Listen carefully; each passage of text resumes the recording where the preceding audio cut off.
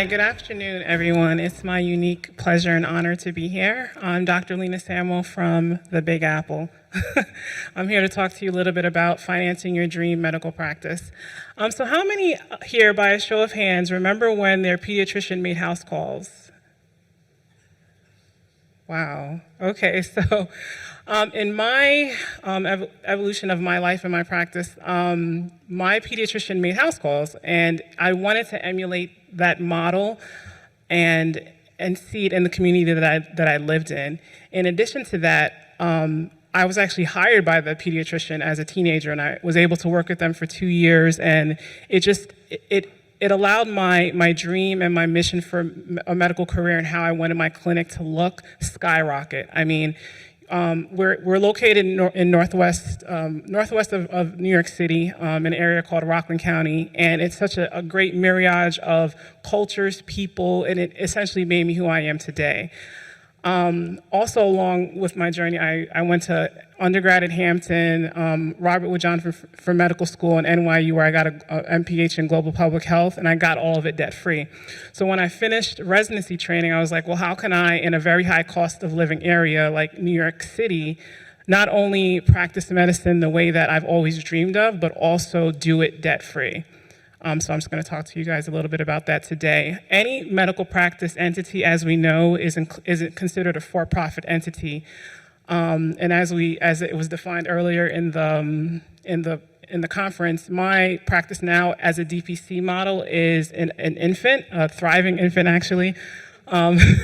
So anything less than 2 years we consider a startup. Growth phase is anything over 2 years, and then when you're looking for assistance or pretty much having a debt-free medical practice, you want to look for primarily grants, because grants are something that you get and you essentially don't have to pay back. So I started out probably a little over 3 years ago, like once I learned about the DPC model, how to do this debt-free. I wrote a business plan, did financial projections for the initial start of the practice, and then did about 2 and then 3 years after that, and had a really robust, not only a listing of my service offerings, but what made me stand out in my particular community. So I looked at the demographics of Rockland County. It's over just under 350,000 people. And I looked at pretty much what the healthcare needs were, like what the highest health outcomes, what diseases we were facing. I looked at the congressional districts for what, essentially what policies were already in place to then ensure that I was meeting the needs of the community. So of course, when we're starting a practice, we think where are our financing options? So bootstrapping, you're pretty much scraping up everything you have, including your personal savings, your finances. And as medical professionals, we're not, it's also known because a lot of people come out of medical school with loans and debt. So you're kind of like, well, a lot of people have over 200K debt ceiling already, and then you're considering, okay, how am I going to start a practice with this additional financial burden? So personal financing, loans, of course, from the small business associations, banks, credit unions in our area, as well as business line of credits.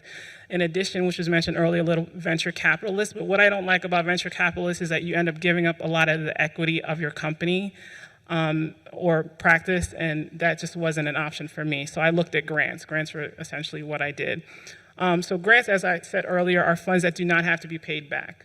You have to ensure that your inception, so all your documents are in place, your business incorporations, your business proposal is solid. And what I've learned along the way is that you have to submit your grant applications super early. So if you have a deadline of March 15th, your completed and thorough application needs to be in by mid-February. I found that I got a lot of favor with a lot of the grants that I applied for, both in New York State, in the city that I practice, is the county, and then I'll get more to a little bit of that later. In addition to having a professional grant writer that you work closely with, because again, you're looking at what the eligibilities and requirements are for each grant that you're applying for, and that's what you want to earmark in your applications. Of course, documents that to have readily available include your federal EIN number, any certificate or incorporation bylaws for the county that you're practicing in.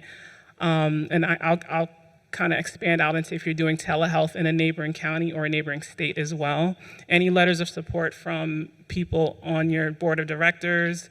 A very compelling proposal, and I cannot emphasize this enough. Like, you have to pretty much ensure that, okay, so I'm family medicine, but there are 3 other family medicine practices in my county. So what makes me stand out? Like, beyond my services, what else makes me stand out that this company, entity, foundation wants to also provide me grant money?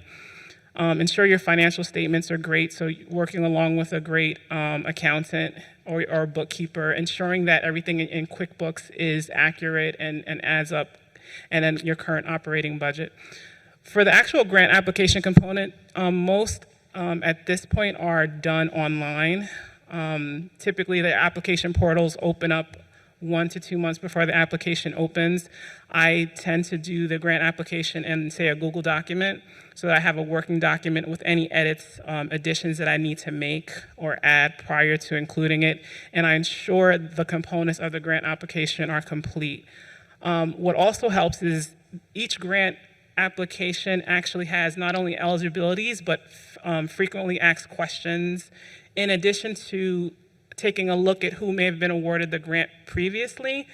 And what's helped our practice achieve a lot of our grant funding is we've noticed that because for medical practice, you're also in a beauty, wellness, health category. So depending on what application you're applying for, that's what you do. And to date, we've won just under $650,000 for our practice specifically. Other components of the application include a snapshot of the owner. So, of course, most of the owners are you, the physician. So, add your qualifications, your education, any additional qualifications you may have. Like, for instance, some family docs have sports medicine or women's health, even global and public health. So, I would add that in your snapshot. Take a good look at the county that you're providing services for.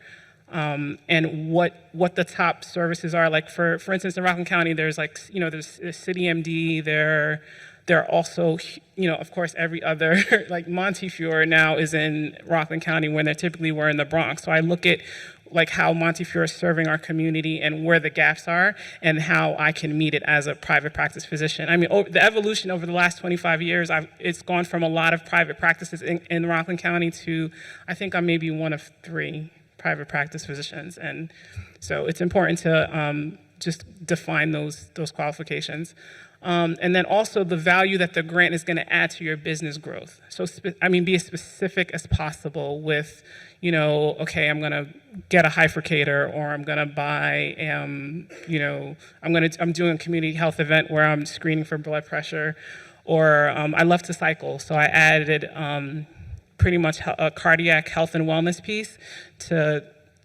try to get to do more preventive health. So that's like a piece that I've added for a particular grant that I won. And then financial projections, I cannot emphasize this enough. So you would do pretty much the current state that you're at, and then 2 to 3 year projections to include. So where do we find all these grants? So there are grants essentially for everything, if you think from federal, state, municipal level, chambers of commerce, you get grants for women-owned businesses, and that's typically and if the practice is owned by 51% of a woman, minority-owned businesses, of course. Your geographic locations. I know there are certain counties in New York State that are considered congressionally poor, and it's like the South Bronx, like zip codes 10459. So those counties get a lot of HRSA funding and NIH funding. So it's essential to look at the counties that you serve to ensure any target populations, because again, a lot of us do women's health and other underserved areas and any primary care shortage areas. This is really important. Other grant resources include NIH. Grants.gov has a very robust database for grants, and spend 2 to 3 hours there and just highlight and high mark any grants that you may want to apply for. Department of Health, Public Health, I learned actually recently there's a Main Street grant. So if your business, if you have a brick and mortar practice that's located within the districts of your Main Street, you can get $10,000 from Main Street Restoration. So it's absolutely, there's so many grants. In particular, Foundation Directory Online is it's an initiative from the New York Public Library, and if you're actually in a library branch, this has millions of free money. So if you're ever in New York, just like hop into one of the New York Public Library branches and you can access that directory for free. If there are any questions, I'll take them now. Thank you.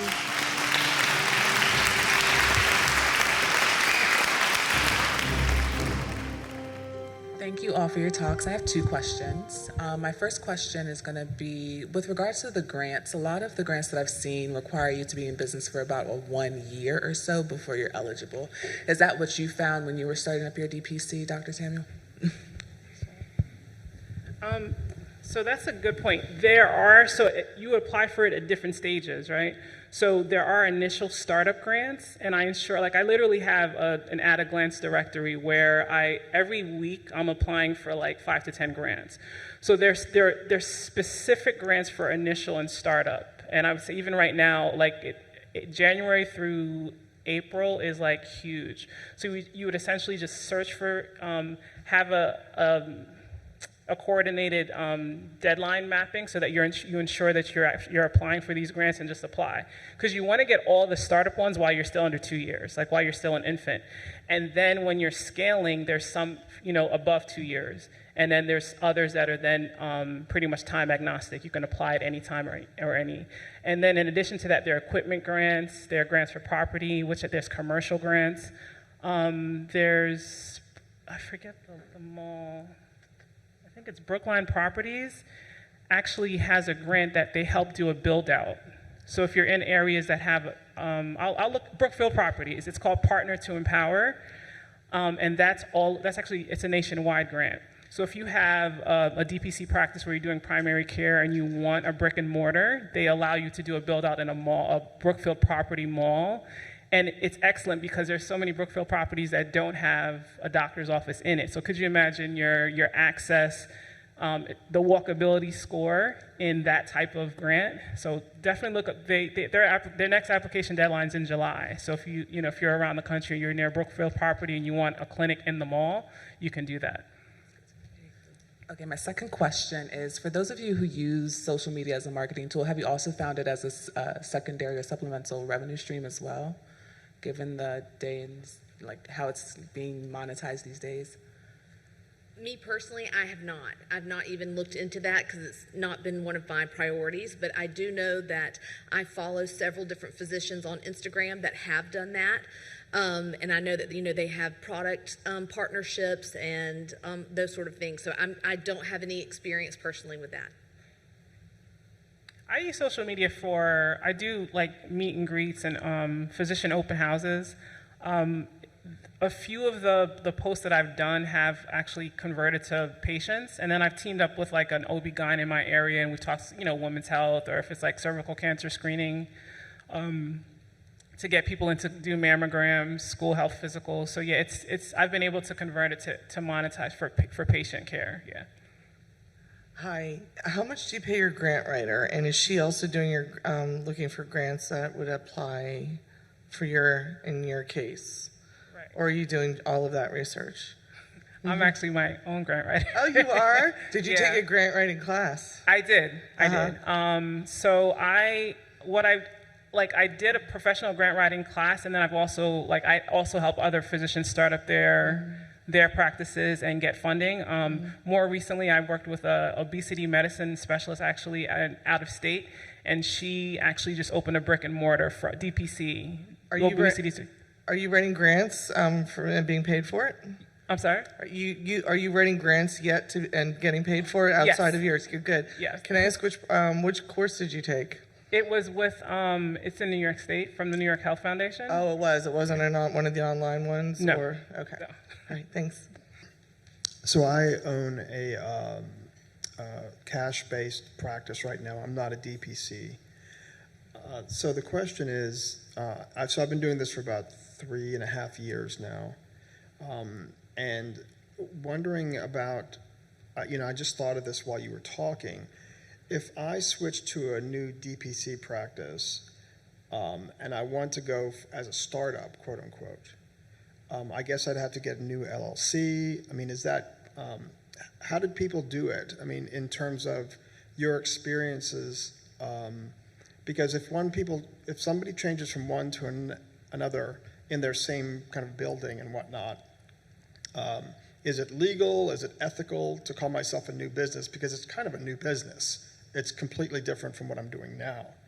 And how can I take advantage of that shift in terms of grants, in terms of other things? Okay, so you're saying you're shifting the business so that you fall in the startup, the under 2 year? Right, because I'm not a DPC practice, so I guess I'd have to change my name and this, that, and the other, and how would that kind of? I mean, I think you can still. How many years have you had the cash base that you're in now? About 3.5 years. Yeah, I mean, it wouldn't like preclude you from getting current grants. So I mean, to start up again, just to take advantage of those startup grants, there's still such a robust listing of grants you can get in the time frame that you have been opened already. So I would just essentially convert, if I were working with you, I would just send you, 8 grants a week to apply for that under the criteria that you are. Got you. Yeah. So What state are you in? Virginia. Oh yeah. There's so many. Yeah. Okay. So you would apply just at the state that you're in, the 3 years that you're in. But I know a lot of, I guess the purposes of why I said startup here and then sort of like maybe a junior practice is because a lot of people here are beginning the DPC journey or, starting their practices now. So they still have a robust listing as a startup and also as a greater than 2 years. You're still able to get such a great offering. Okay. Yeah. Thank you. You can go ahead. I just wanted to say thank you for all 3 of you. You did wonderful jobs. It was such great information, the social media, the grants. And Liz, I know you're glad your talk is over, but you did fantastic. And the big thing that I want to say is your passion is palpable. I've helped start 2 DPC practices in Savannah, and just helping them was fabulous. And if anybody here wants somebody to talk to or anything, find somebody who's already in a DPC practice and we will help you. I went from being a dog being whipped for 26 years to being a physician again. And don't hesitate. And if you're hesitating, then come talk to one of us that already has done it. But thank you for the great information and thanks for your passion. Thank you. And I meant to say we're not hiring, but we are hiring because you can see from our slide that we're very full. So if anyone doesn't mind someone who cries on occasion to work with, come talk to me. Thank you. Mary Tipton from Utah, just opening in June. And my question was for Liz about her husband or their partner doing hospital rounds. Mm-hmm. Are they seeing patients as a secondary benefit for the DPC membership and not billing? Yes. So Dr. Lipinski and 2 other doctors from rural North Carolina had just never given that up. And so they were kind of grandfathered at Wake Med. And my husband had moonlighted as a hospitalist because he kind of wanted to keep tabs on that. So we don't really talk about it on our website. It's just something like when it happens that somebody goes to the hospital, they call, if it's a Fisher Clinic patient, they call the doctor, they call us, and they'll cover for each other for that on weekends, but for the most part, they do their own inpatient. And right after Ben got credentialed and did the thing, he had someone, I can't even remember medically what it was, but he had somebody in there for like 30 days. So he was going every day. We don't live far from the hospital, but anyway, he was like, all right, now I know the system in Epic, and that was baptism by fire. But it's been a rewarding part of, of what they do, but also in full disclosure, he doesn't have great boundaries, and he loves being able to do that, and partly because I'm taking care of the other people we made, he can do that, so. So no added fees or promises? No, we don't charge them no. And no. only for that one hospital, I guess? Yes, just that one hospital. Yeah. Okay, Thanks. Oh, another, I'm Just sorry. sorry to expand on that because that's interesting. So how is the group maintaining privileges if I imagine they're opted out or not opted out? I mean, can you go into that a little bit? They're opted out, and it was, I will say, relationships. Dr. Lipinski and the other two gentlemen that never stopped, doing their own inpatient medicine, like that carried a lot of weight with the hospital. And also, the hospital is run by a surgeon who was in the military, and he's ultimately it came up some like the bean counters or somebody said, oh no, you guys have to opt back in and you have to do this, which we weren't going to do. And just somebody that we knew and who respected the way that we do things said, actually, I'll sign off on that. They don't have to do that. It's been really funny too because there's times where a lot of hospitals, they've been full, and one of our doctors will say, I need to admit somebody. Is there, like, no, there's no room. Like, wait, who is this? Oh, Dr. Fisher? Yeah, we have room for you. Because they know, like, we're not just dumping somebody on them. But anyway, I'd be happy to put you in touch with them if that's something that you're interested in doing, or if you need, someone to vouch for the fact that it can work. And there's also intensivists there, so if our patient has to go to a higher level, then they're not following them at that point. They get turned over to the intensivist.